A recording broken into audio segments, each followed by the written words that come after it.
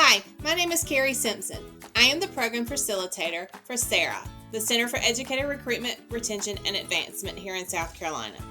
The purpose of today's video is to give you a brief overview of what it takes to go through Component 2 with the National Board.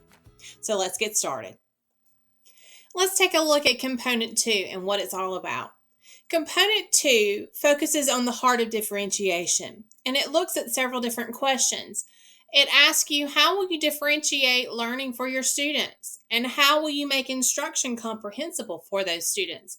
As well as, how do you plan to individualize the needs of those students so that they are successful through the learning process? With this, you will do a written commentary, and you will also be looking at submitting student work samples. You will analyze that student work sample and reflect on best practices for student growth. All of this will be submitted through an ePortfolio platform. So we want to take you back through what it is to be an accomplished teacher. So this is the architecture of accomplished teaching. It's that double helix. It walks through those 5 core propositions. And just as a reminder what those propositions are, number 1, teachers are committed to students in their learning. Number 2, teachers know the subjects they teach and how to teach those subjects to the students. And number 3, teachers are responsible for managing and monitoring student learning. Number 4, teachers think systematically about their practice and learn from experience. And number 5, teachers are members of the learning community. So how this applies to accomplished teaching, if you look at this very first step in the architecture, it asks you, who are your students? Who are they? Where are they? What do they need in order to be successful? And how are you planning on getting them there? That shows that you are committed to the students and their learning.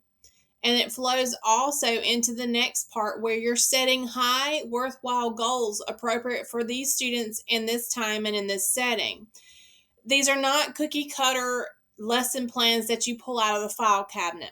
While some of those activities are extremely valuable, you always want to take any activity and make it match the need of the students for this time period and this setting. That again goes back to that first core proposition that you are committed to students and their learning. When you look at step 3, you're now implementing the instruction that you designed to help those students attain the goals. So you know the subject you're teaching and you know how to teach that subject to your students. Once you do that instruction, then you're moving on to the next step, which now you're responsible for in managing that student learning, which is the third core proposition. You're looking at evaluating student learning in light of the goals and the instruction itself. You're monitoring and adjusting and making any changes that are necessary. So then you look at step 5. Now you're reflecting big time. You're going through the whole process and you're thinking systematically about the practice, and then you learn from the experience. You're reflecting on the student learning itself, the effectiveness of the design. Were there any concerns or issues that came out of it? If so, what would you do differently the next time? And then going back to that final 6th step, which is now you're setting those high worthwhile goals again based on that reflection. And the whole process repeats itself over and over. Looking at your students, who are they and where are they? Setting those goals, implementing the instruction, evaluating that instruction, reflecting on their learning, and then setting goals again.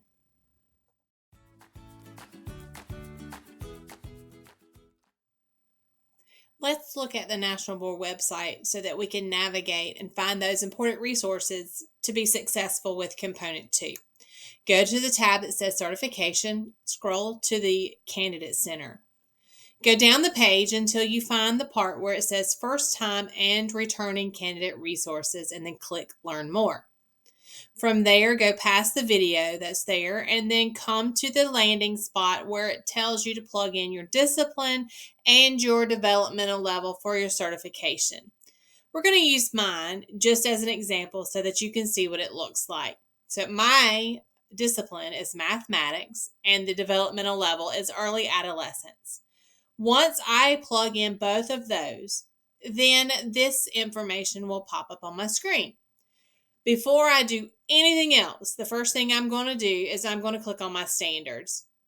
When I open my standards, I'm going to see that this has everything that I need to know about how I'm going to be assessed through all components with National Board.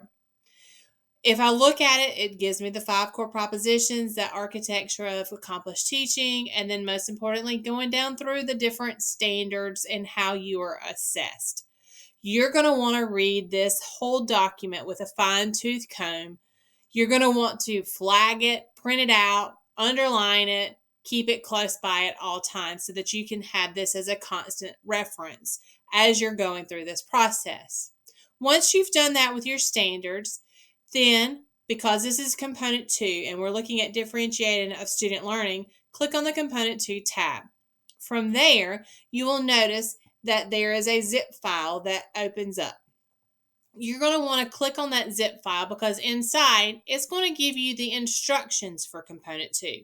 That's where you're going to want to go next. That's this PDF button right here. So when you pull this up, you're going to see that it goes through the whole process of component 2 for your certification area.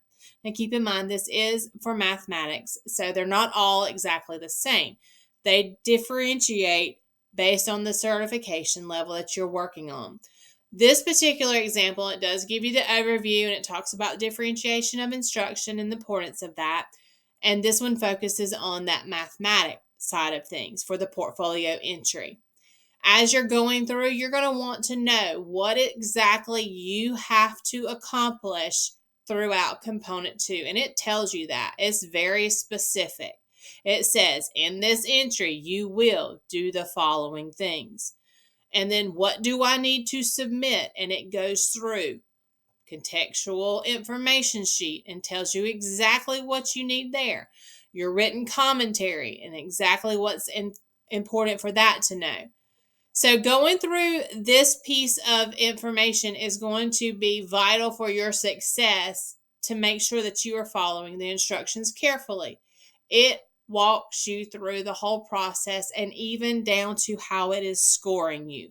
It gives you the difference between what a level 4 looks like versus a level 2 and a 1 and a 3.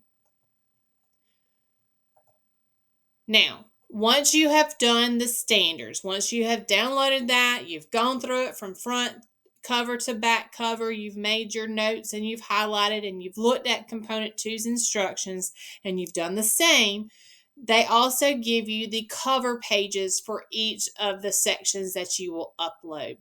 So I will show you what that looks like for my area. The contextual information sheet, it's going to be in a Word document. What you need to make sure that you are doing, do not delete anything on this page. It has to stay intact. Wherever you see the brackets is where you're going to plug in your information. You will want to make sure you know your candidate ID number. You won't know that until you've registered and they give you one from national boards. So every time you see a different bracket, that is where you answer the question for what they're asking you. And at the bottom, it tells you how long or what the maximum number of pages it is for that particular sheet. And this is the information sheet, the contextual. Because this is looking at component 2, we're looking at instructional activities. You're analyzing student work. So you're going to have a cover page for each of those activities that you're focusing on. So this would be, you would use one for each instructional activity. So instructional activity 1, you're going to put the title there, and then it asks you questions about that activity. And then from that sheet, you will put the activity behind it. You'll do the same thing for instructional activity number 2. And then looking at student responses when you're analyzing that student work. Now you're looking at student A's work versus student B's work, instructional activity 1 or 2. And you're going to fill out this sheet, just titling it what it is, and then the pages that you're going to submit that their work is going to fall behind these sheets. So that is basically what it is for Component 2 in a nutshell using their website and their resources. Very important that you are looking at your standards, that you've read your standards, you understand what they're asking you, and that you are also going in and pulling up your instructions for your Component 2. If at any time you do have questions about any of this, though, go to the contact button and you'll notice that there are sources for you to ask National Board support for help. You can call them, you can do a live chat with them, or you can submit a support web form. Irregardless, they will send you a transcript of your conversation so that you can have this information for your purposes. Let's look at the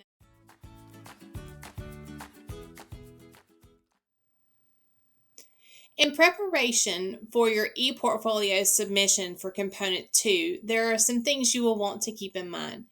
Your final version will have to be saved as a PDF and it cannot be any larger than 500 megabytes. Make sure that you are naming your files so that it's easily accessible. One tip that we often give is to put the date of the latest time you have saved. For example, if you are like me, you probably will save things multiple times. And in that title, you may say something like final draft.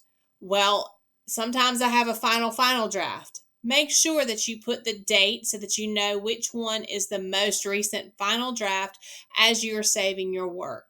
Follow the guidelines that are in your instruction manual as well to make sure that you are keeping within the page limit, the font size, and all of the requirements that National Board sets forth for you.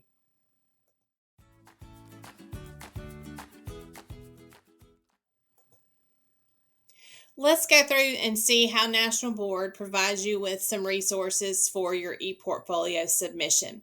Go to the main National Board website landing page, click on Certification at the top, and then down to Candidate Center.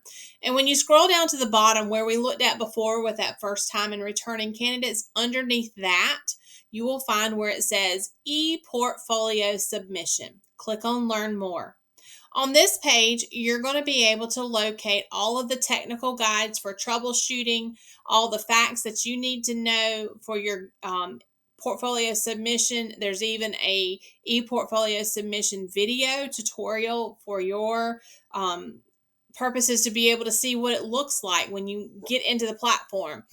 It talks about how to export videos through iMovie and iPhoto if you're a PC user versus a Mac user, and then hard copy evidence and how to scan and utilize the information that you need when you're going through and doing the PC and the Mac.